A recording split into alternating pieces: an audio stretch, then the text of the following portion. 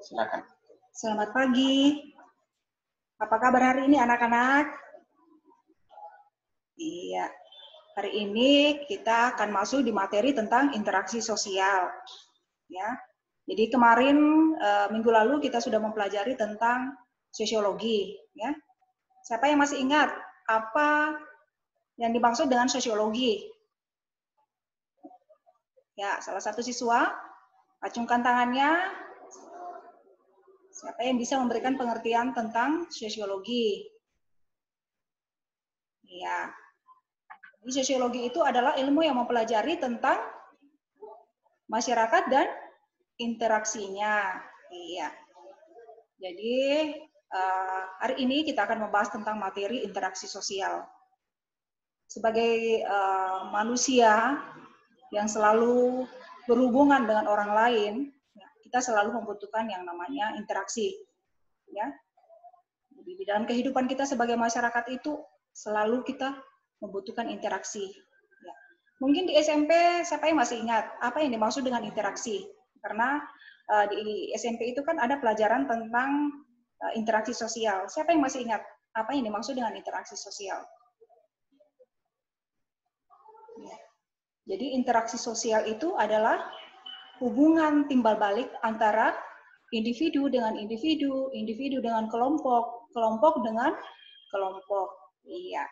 Jadi itu interaksi, ya. Ya, saya ulangi lagi bahwa interaksi itu adalah hubungan timbal balik antara individu dengan individu, individu dengan kelompok, kelompok dengan kelompok. Ya. Oke. Kemudian dalam berinteraksi itu kan biasanya harus ada syarat-syaratnya, ya. Syarat-syaratnya interaksi itu apa saja, ya? Ya, nanti kita akan bahas apa yang menjadi syarat-syarat interaksi, ya. Kemudian ada materi tentang jenis interaksi, ya. Ya, kita bahas coba dulu, ya. Objek kajiannya tentang interaksi, ya. Jadi, interaksi itu persyaratannya harus ada dua, yaitu yang pertama adalah kontak dan yang kedua ada komunikasi. Jadi itu syarat dari interaksi, ya. Ya, saya coba bertanya. Saya mengulang pertanyaan saya bahwa syarat dari interaksi itu apa saja? Ya, salah satu siswa acungkan tangannya siapa yang bisa memberikan syarat dari interaksi. Ya, ya oke. Jadi syarat interaksi itu betul. Ada dua, yaitu harus ada kontak dan harus ada komunikasi. Jadi itu syaratnya interaksi. Ada kontak dan ada komunikasi. Ya. Ya. Kemudian kita masuk dari ciri-ciri interaksi, ya.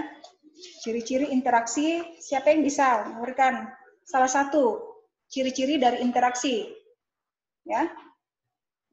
Ciri-cirinya interaksi, ya. Jadi ciri-ciri interaksi itu pertama terdiri dari dua orang atau lebih anggota atau individu, ya. Jadi untuk terbentuknya suatu interaksi, ya, ciri pertamanya itu harus lebih dari dua atau lebih dari dua orang, ya. Kemudian yang kedua, syarat yang kedua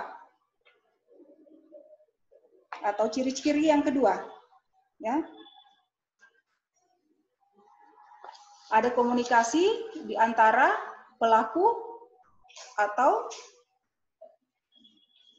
apa?